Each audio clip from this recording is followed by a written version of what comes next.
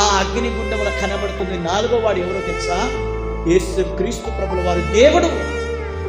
వారిని పరలోకము నుండి ఆ విశ్వాసాన్ని కాపాడుకోవడానికి రాజు మాటను ధిక్కరించి ప్రాణాలకైనా లెక్క చేయకుండా ఆ అగ్నిగుండములో సిద్ధపడ్డారు. కాబట్టి పరలోకమైన దేవుడు ఏమండి ఆ 3 వ్యక్తులను కాపాడుకోవడానికి 4వ వ్యక్తిగా అగ్నిగుండంలో కనబడ్డాడు.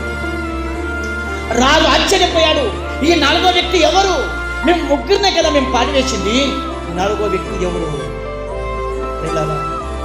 మన విశ్వాసాన్ని కాపాడుకునే పరీక్ష మన జీవితంలో ఖచ్చితంగా వస్తుంది. అది ఏ రూపములైనా వస్తుంది, అది ఎలాగైనా వస్తుంది, అది ఎవరి ద్వారైనా వస్తుంది. అయితే గమనించండి, మన విశ్వాసాన్ని కాపాడుకోవాలి. మన విశ్వాసం ఎక్కడ చూపిస్తామంటే చిన్న చిన్న వాటిపైన మన విశ్వాసం ఉంచుతాము.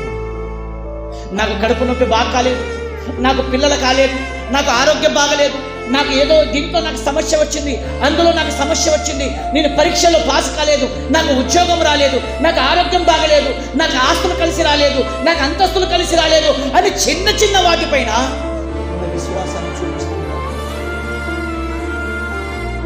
ఇందులో దేవుడు మనకి పరీక్షించడానికి అవకాశం ఉంది.